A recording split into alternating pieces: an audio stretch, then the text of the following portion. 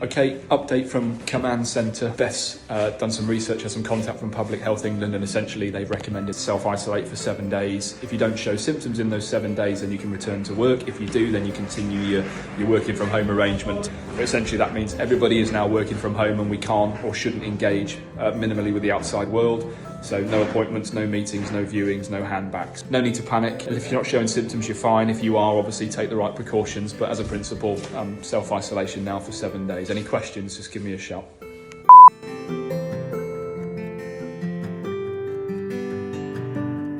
As you can tell.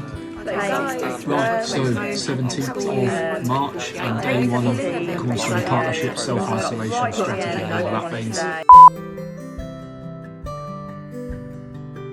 End of day one. I've set my office up here at home, so I've nicked all our screens and bits and pieces from work. I'm essentially now stuck in this room for the next 7 days working wise, which is a bit extreme, but loads of books to read, all sorts of interesting stuff. What's in there? 4-hour work week, that's going to come in handy this week. 4 hours to do work, 8 hours to watch Netflix, which will be great fun, but I'm sure we'll get loads done.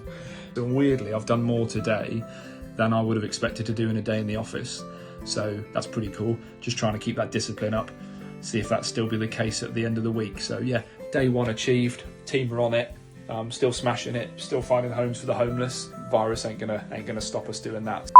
Hi guys, into our second day working from home. Feels really strange. I feel really isolated from the world, don't know what's going on. Generally very concerned for vulnerable people as a whole. Not only have me and my husband both got elderly grandparents, also the families that we look after, and the kind of impact of school shutting down, what that will mean for children being able to get hot meals and people getting out and about to their support meetings or family groups, those kind of things. So it is really concerning. On our side, I had still a really busy day like I would in the office, lots of calls. I'd feel really weird, to be honest. I like to be around people, I like to be in an office environment, so it's strange kind of only seeing faces over a computer, but hey ho, we keep going. For me personally, the job that I do, obviously social media, marketing, all the digital things, doesn't really affect me by not being in the office. Obviously it's nice to be around a team of people and have that rapport and the conversation, but essentially if I've got my phone, my laptop, internet connection, water, it doesn't really affect what I do. Got the office at home set up, got the laptop, got a nice view. Seems to be the surroundings are okay, so not finding any problems there. Being quite productive of getting the stuff done. Only thing I'm missing is the interaction within the team, but we're sorting that with the video conferencing, so that's a good thing. Finding it a challenge splitting between my time of working and homeschooling, trying to keep them active. That's becoming a bit of a challenge itself, but we're all good. I'm feeling fine, so yeah, keep safe guys, take care.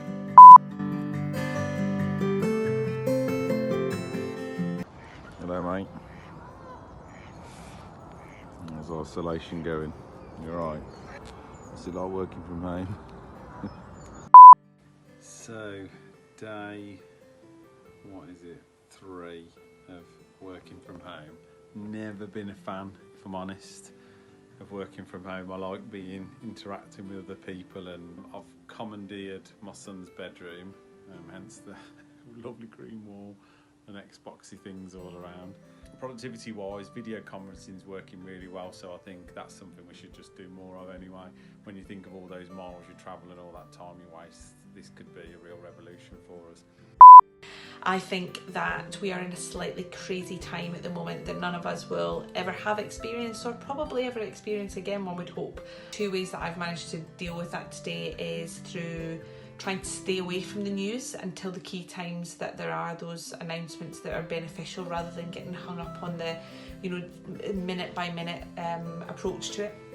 That's just my personal sort of way of dealing with it. The second thing would be that I'm trying to worry about the things that I can control, such as what my priorities for the day and things have been. And the things that I can't control, not worry about them, but think how the thing I can control about those things is how I personally respond to it, or what my emotional response to it is, and hence the sort of trying to avoid a little bit of the negativity of, social media is great in one way, and in other ways it can be all consuming. So for me, sorry Joe, I've kind of tried to stay away from it a little bit. So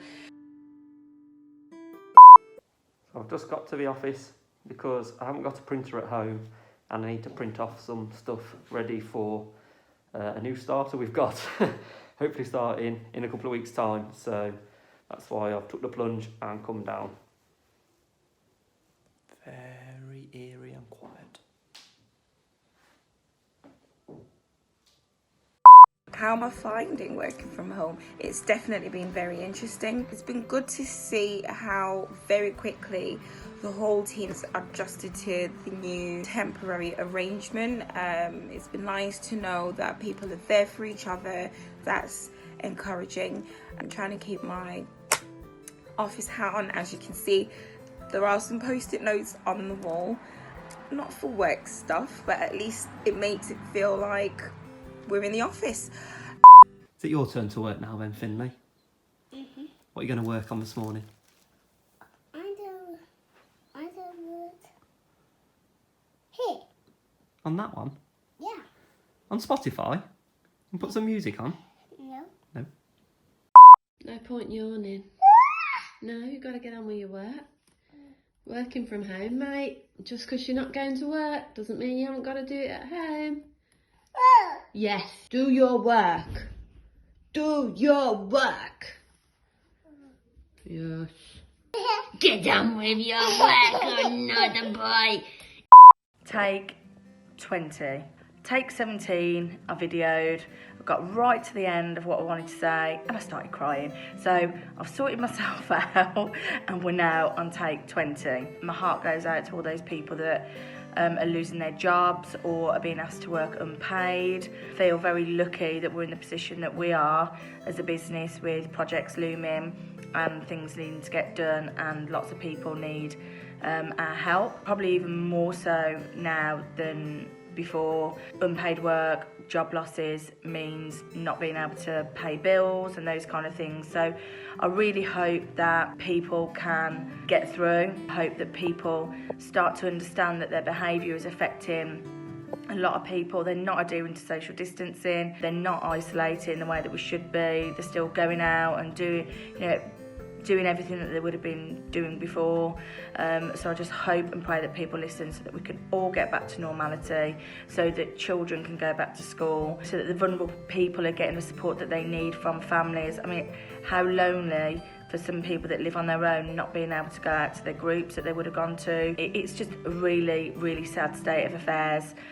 I know I speak for everyone in the team when I say that how we've pulled together and how we've carried on through this ridiculous situation we find ourselves in has been really great and really inspiring.